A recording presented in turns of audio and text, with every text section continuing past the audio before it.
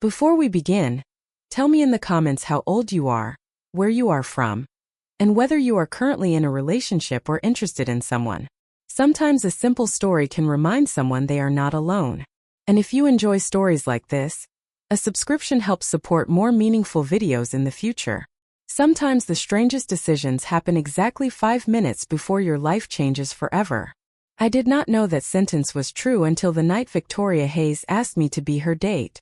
My name is Rachel Brooks. I was 36 years old, worked the night shift as a janitor at Hayes Global Headquarters, and lived a life so ordinary that most people would forget me the moment I walked past them. Honestly, I preferred it that way. Every evening after most employees went home, I pushed my cleaning cart through dozens of empty hallways, emptied trash bins, polished glass walls, and listened to podcasts while the city lights shimmered outside the building. It was not glamorous, but it paid the bills. More importantly, it gave me peace. Victoria Hayes lived in a completely different universe. She was the CEO whose face appeared in business magazines and financial news interviews.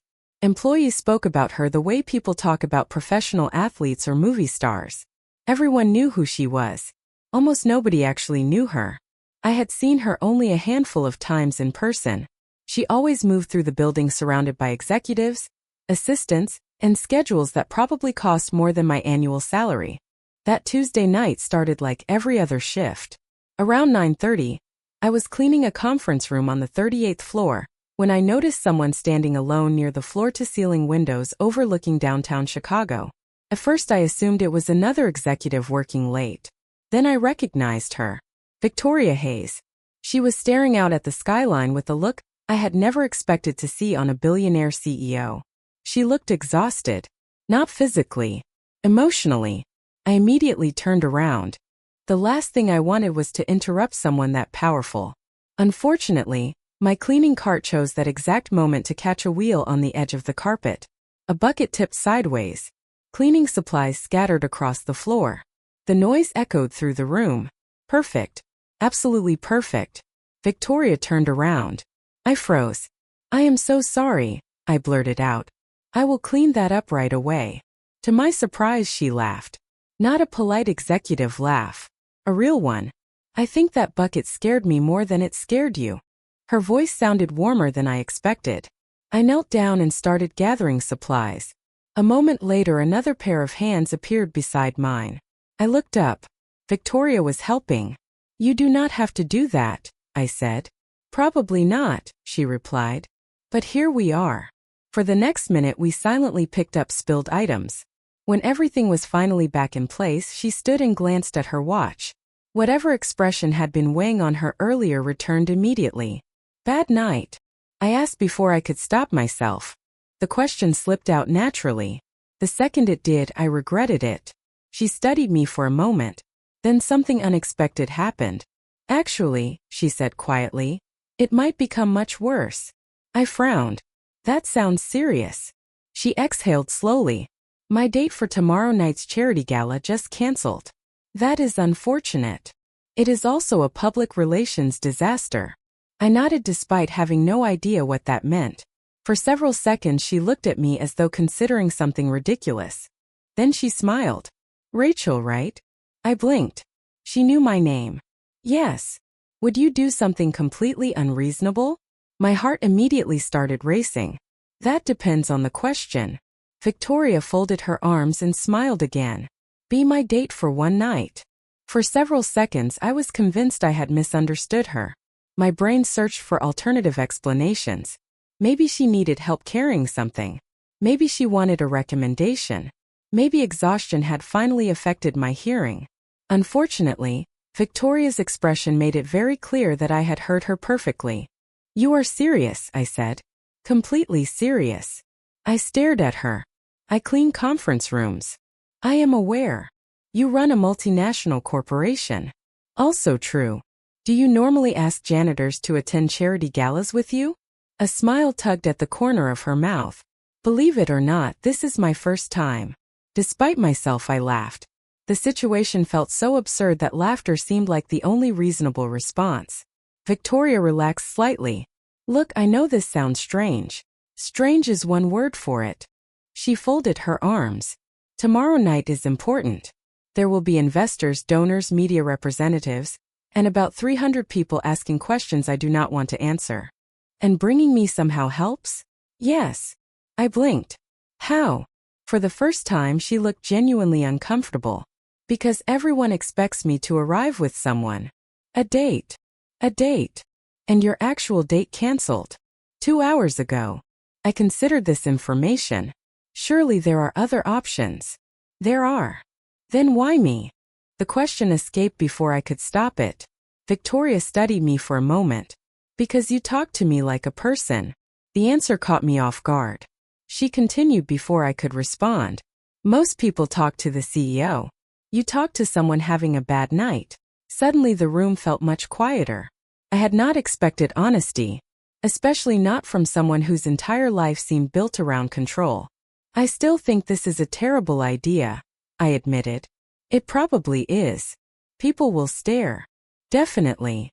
I do not even own anything appropriate for a gala. That problem can be solved. And what exactly would I tell people when they ask who I am? Victoria's smile returned. The truth. Which is Rachel Brooks, the woman who agreed to save me from a public relations disaster. I shook my head. You make this sound simple. It is not simple. Her voice softened. I am just asking for one evening. Somehow those words stayed with me during the rest of my shift. One evening. One night. A temporary arrangement between two people whose lives should never have crossed in the first place. By the time I arrived home after midnight, I still had not decided. My apartment felt smaller than usual as I sat at the kitchen table staring at a cup of tea that had already gone cold. Every logical part of me said no. The entire situation sounded ridiculous. Yet another part of me kept replaying our conversation. Not because she was the CEO. Because beneath all the power and confidence, she had looked surprisingly alone. I eventually fell asleep without reaching a decision. The next morning my phone rang at exactly 9 o'clock. I almost ignored it. Almost. Hello. Good morning, Rachel. A professional female voice answered. My name is Melissa Grant. I am Victoria Hayes's executive assistant. I sat upright immediately. This is actually happening. Melissa laughed softly. I was told you might say that. I rubbed my eyes. I have not agreed yet. Of course. Her tone remained warm. Ms. Hayes asked me to let you know that transportation, attire, and all event details will be handled if you choose to attend. I stared out the apartment window toward the Chicago skyline in the distance. The rational answer was still no. Yet something about the opportunity felt impossible to ignore. Maybe it was curiosity. Maybe it was sympathy.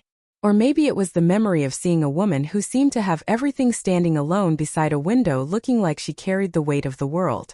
Tell her, I said slowly, that I will do it. The silence on the other end lasted only a second. Excellent. Ms. Hayes will be very pleased. After the call ended, I sat motionless at the kitchen table. Somewhere in the city, one of the most powerful women in America was preparing for a gala.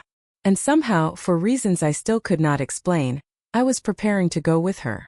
The following afternoon felt like something borrowed from another person's life.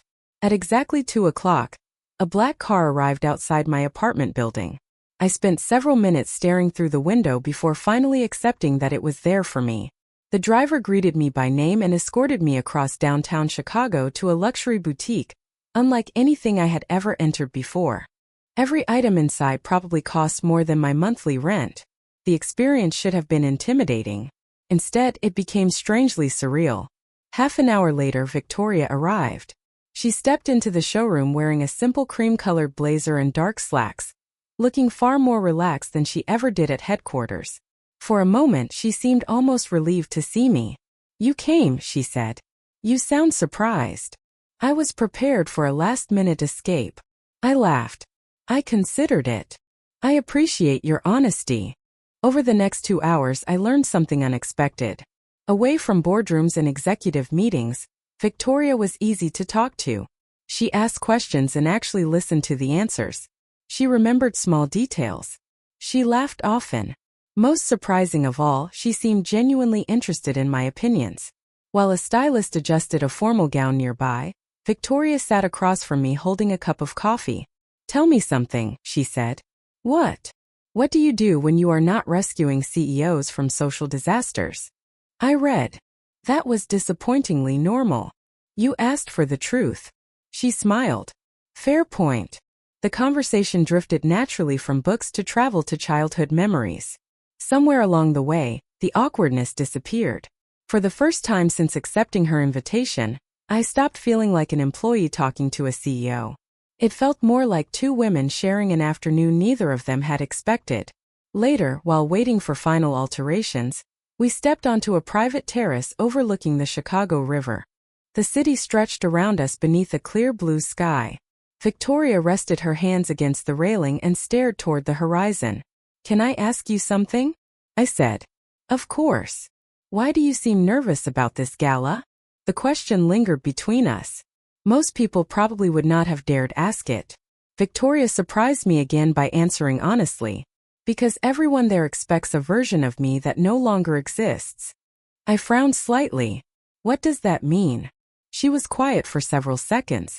When people look at me, they see success, control, confidence. They do not see mistakes. Something in her expression shifted. A vulnerability I had never seen before.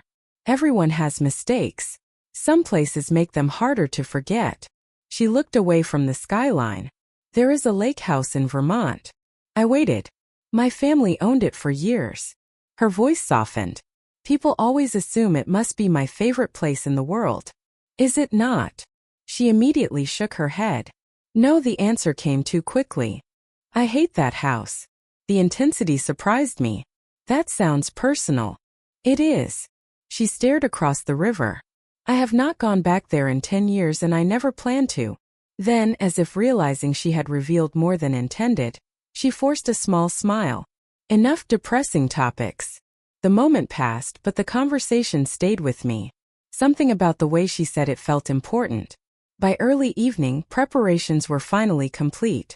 When I saw my reflection before leaving the boutique, I barely recognized myself.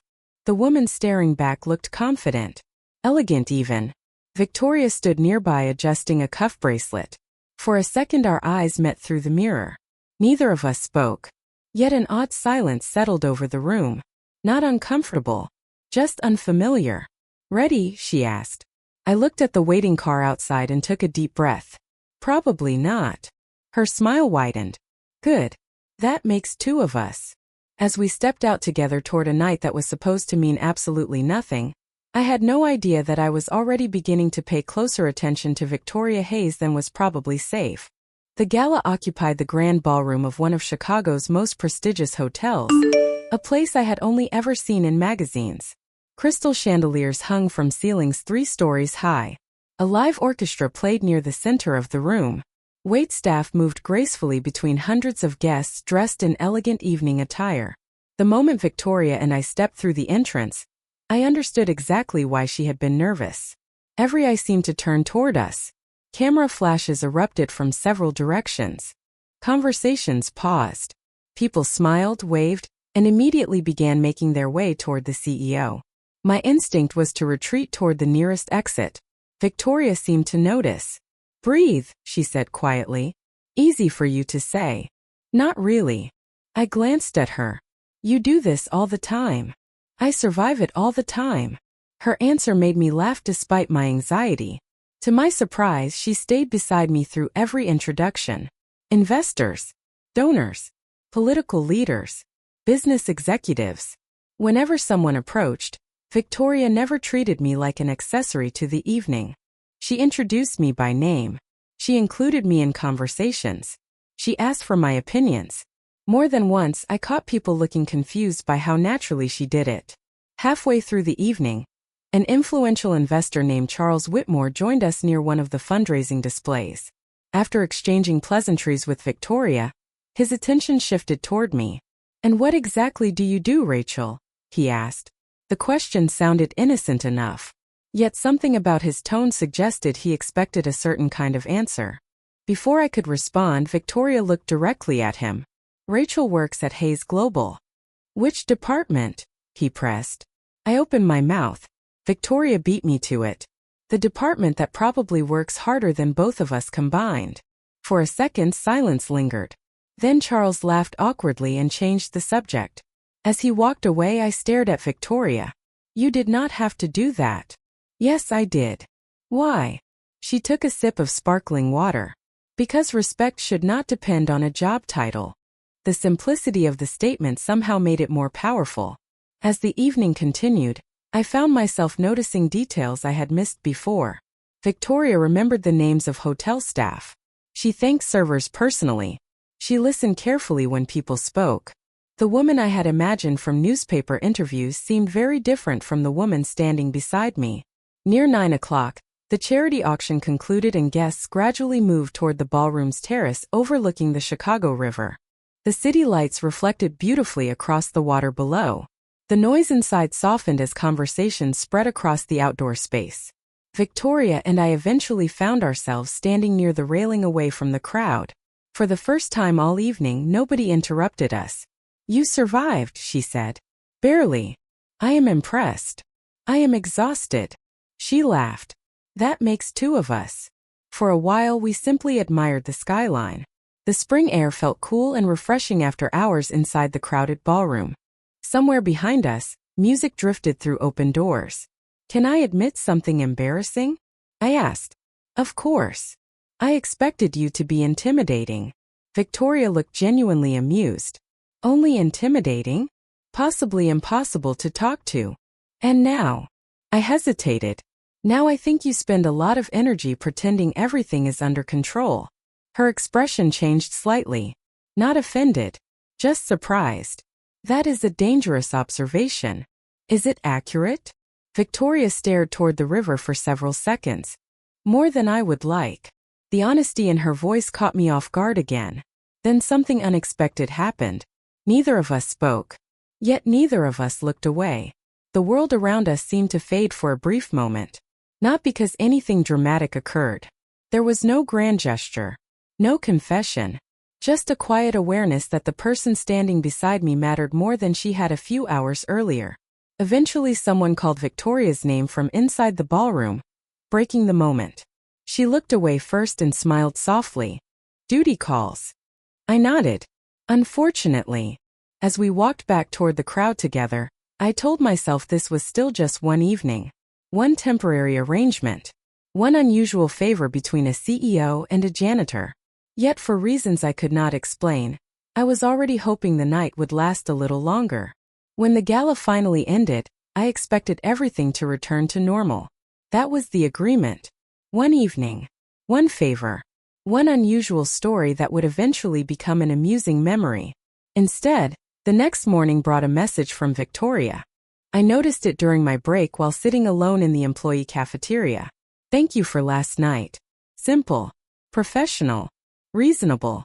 I stared at those 5 words for an embarrassingly long time before responding. You survived. A minute later my phone buzzed again. Barely.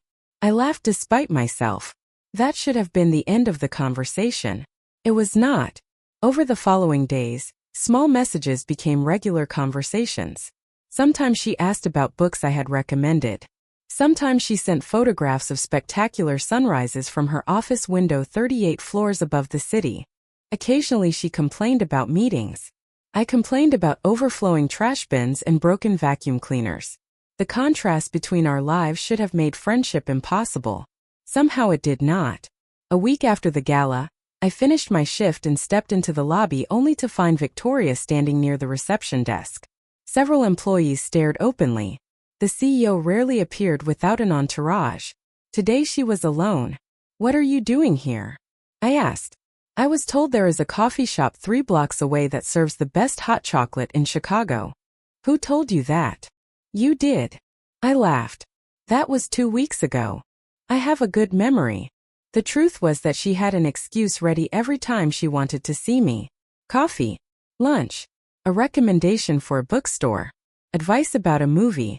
None of the reasons were particularly convincing, yet I never seemed capable of refusing.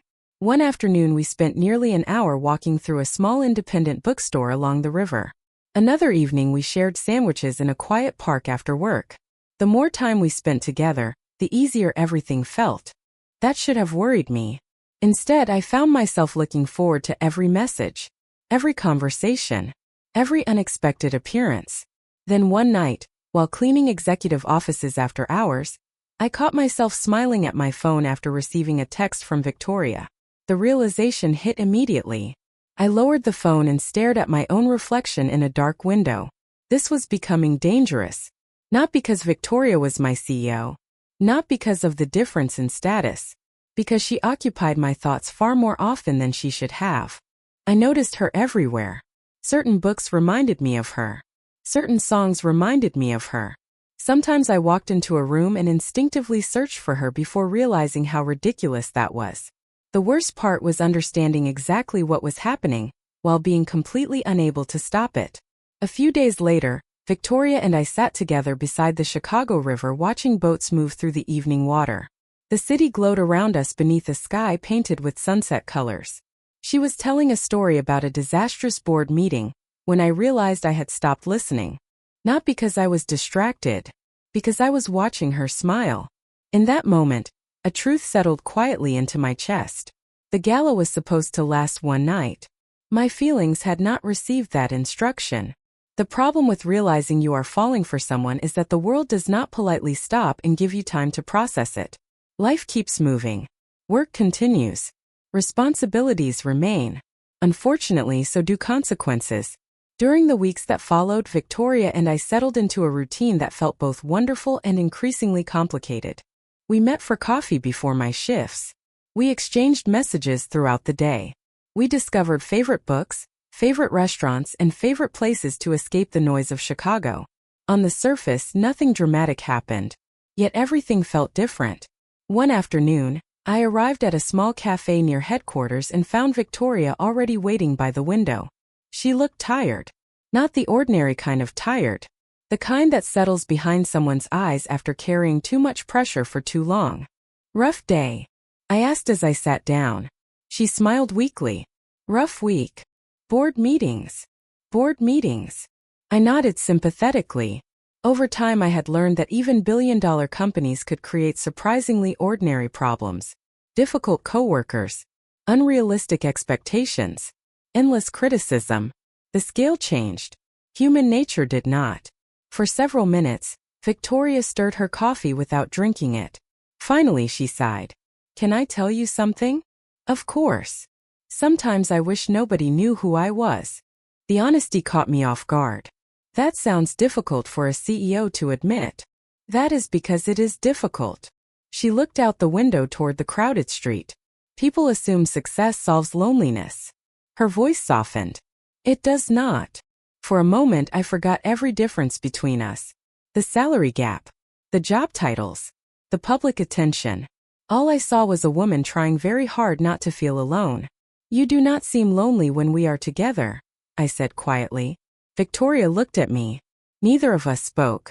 Yet something passed between us that felt impossible to ignore. Later that evening, after returning home, I found myself replaying the conversation repeatedly. The realization I had been avoiding finally became impossible to deny. I was in trouble. Real trouble. Not because Victoria intimidated me. Not because she was successful. Because somewhere along the way, her happiness had started affecting my own.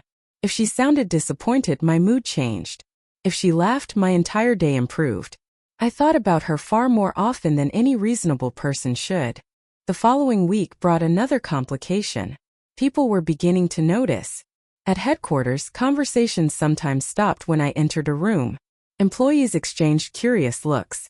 Rumors traveled faster than elevators in corporate buildings. One evening, another janitor named Karen approached me during a shift. Can I ask you something? She said. That depends. Are you friends with Victoria Hayes? I nearly dropped the cleaning supplies in my hands. Why would you ask that? Karen smiled knowingly. Because half the building thinks you are. My stomach tightened immediately. People should mind their own business. That is not how offices work. Unfortunately, she was right. Over the next several days, the whispers became harder to ignore. Victoria noticed them too. One evening, we sat together beside the river after work watching boats drift through the water. The city lights reflected around us. They are talking, she said quietly. I know. Does it bother you? I considered the question carefully.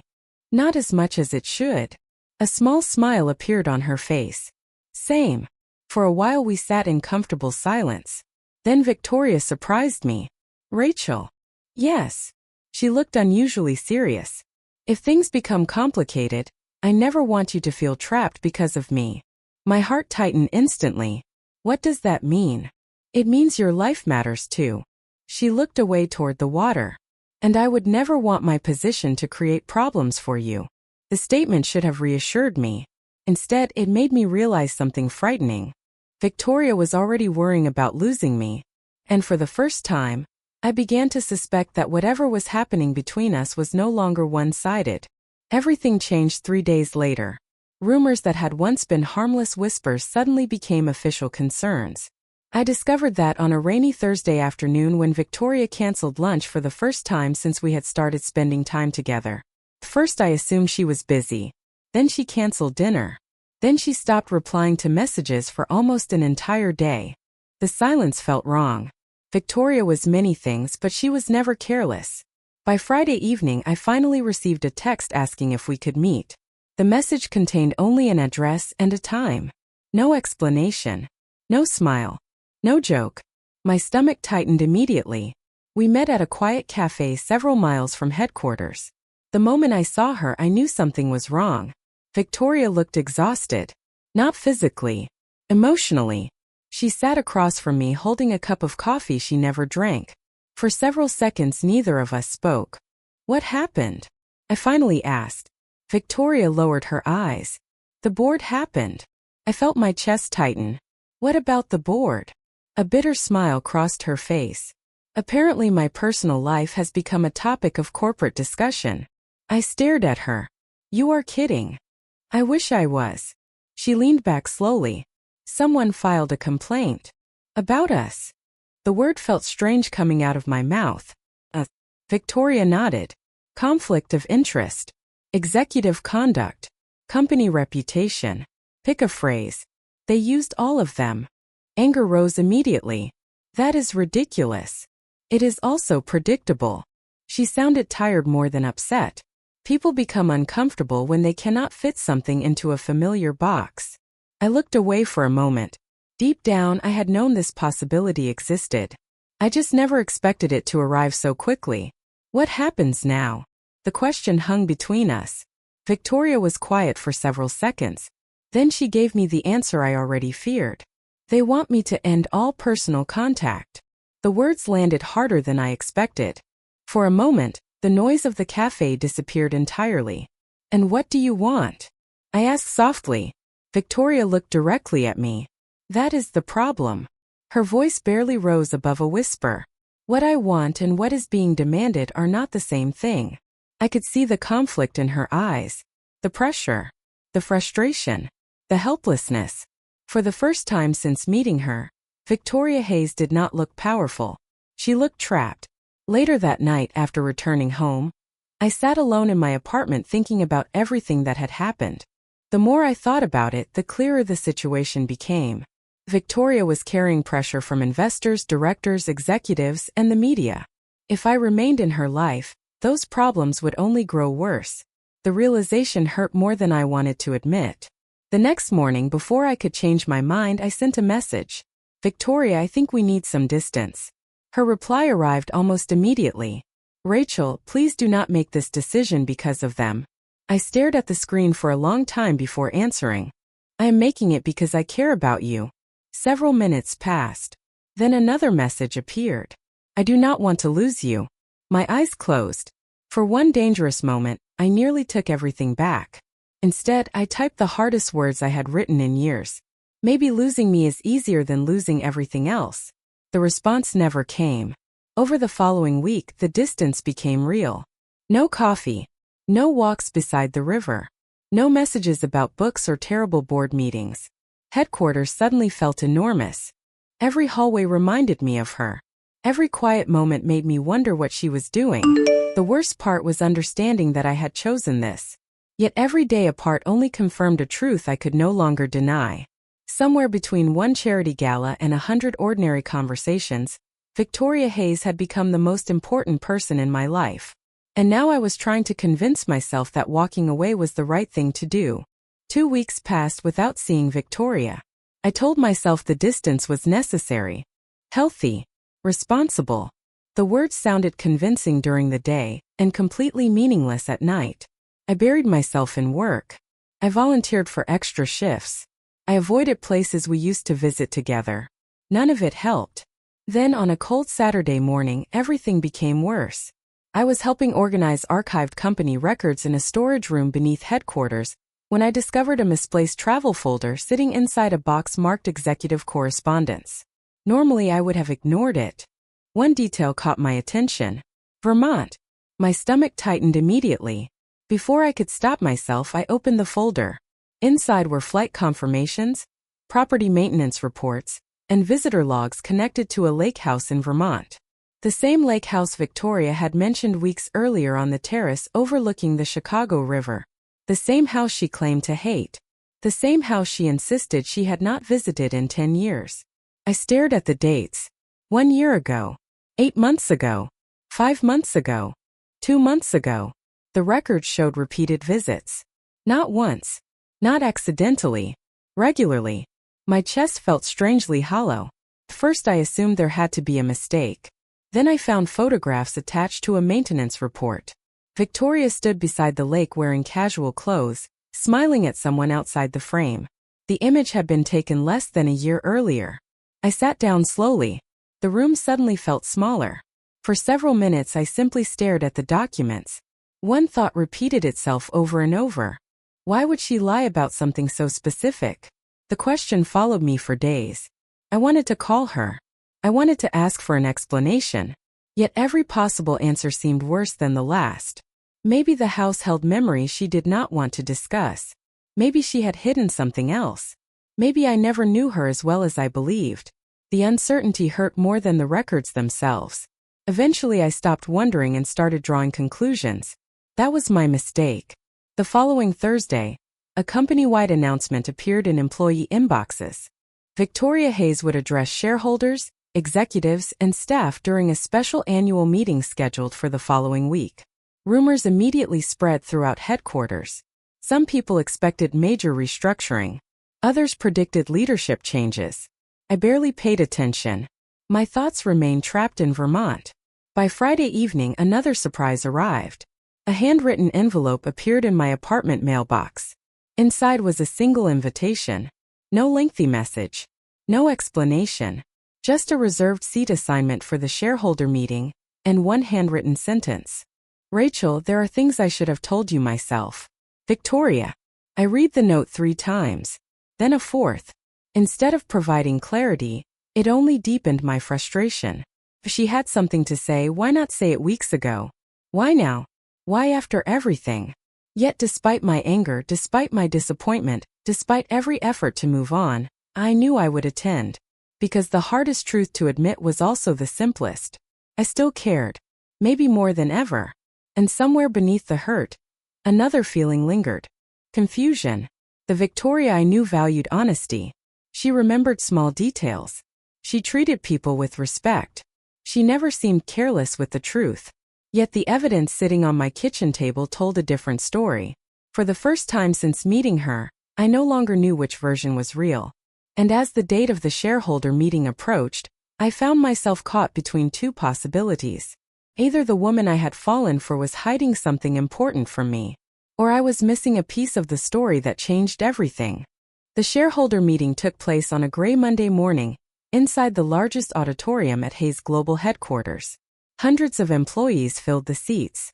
Investors occupied entire sections near the front. Reporters lined the walls with cameras and notebooks. I sat quietly in the seat listed on my invitation, wondering whether attending had been a mistake. The envelope rested in my lap. Victoria's handwritten note seemed heavier now than when I first received it. Around me, conversations buzzed with speculation about company strategy, leadership decisions, and future plans. None of them knew the real reason I was there. Then the lights dimmed. The room gradually fell silent. Victoria stepped onto the stage alone. For a moment she simply stood behind the podium looking out across the audience. She appeared calm, but I knew her well enough to recognize the tension hidden beneath that composure. "Thank you for being here," she began. Her voice echoed throughout the auditorium. "Today I could discuss profits, growth projections, and quarterly performance. Instead, I need to discuss something more important: trust." The room became even quieter. Several reporters immediately started typing. Victoria continued. "For years I believed leadership meant appearing strong all the time, certain, unshakable, in control." She paused. "I was wrong." I watched executives exchange surprised glances. "The truth is that people connect with honesty, not perfection." Her eyes briefly swept across the audience. "Then they found me. Recently, I allowed fear to influence important decisions. Fear of public opinion, fear of criticism, fear of losing things I cared about." My heart immediately began racing. Victoria took a slow breath. "And in the process, I hurt someone who deserved better." The auditorium remained completely silent. "There is also something else I need to correct." A photograph appeared on the large screen behind her. My stomach tightened instantly. The Vermont Lake House. "Several years ago, this property belonged to my family." Victoria looked toward the image. "A few months after my older sister passed away, I stopped talking about it." Her voice softened. "People assumed I loved the house. The truth was more complicated." Nobody in the room moved. "I told someone that I hated this place and had not visited in 10 years. She shook her head slightly. "That was not true." My chest tightened. What I should have said was that every visit reminded me of someone I missed. The next photograph appeared. Victoria standing beside an older woman near the lake. "This was my sister, Claire." Emotion filled her voice. "After she died, I kept returning to the property because it was the last place where I felt close to her. I never knew how to explain that without reopening old wounds." Suddenly every piece of the puzzle shifted. The maintenance reports, the photographs, the contradiction.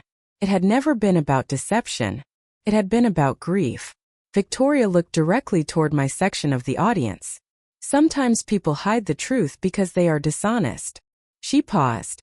"Sometimes they hide it because they are hurting." I felt my eyes sting unexpectedly. Neither excuse changes the damage caused by silence. She stepped away from the podium. "So today I am choosing honesty." The room remained perfectly still as she walked down the stairs from the stage. Investors, executives, employees, and reporters watched in confusion. Victoria moved through the audience until she stopped directly beside my seat. For several seconds neither of us spoke. "Rachel," she said softly. Hearing my name in that room full of people somehow made everything else disappear. "I should have trusted you with the truth." I looked at her. Really looked at her. Not the CEO. Not the public figure. Just the woman standing in front of me. "You should have," I replied. She nodded. "I know." The honesty in those 2 words accomplished more than any perfect speech ever could. I stood slowly. The tension that had lived between us for weeks seemed to loosen all at once. "You are still terrible at explaining personal things," I said. A small laugh escaped her. "I am working on it." "Good." Her smile returned for the first time in what felt like forever. Around us, applause began spreading through the auditorium. Then it grew louder. Employees stood. Investors joined them. Reporters lowered their cameras. For once, none of it mattered. Because the one night that was supposed to change nothing had ultimately changed everything. And if this story touched your heart, comment the number 8.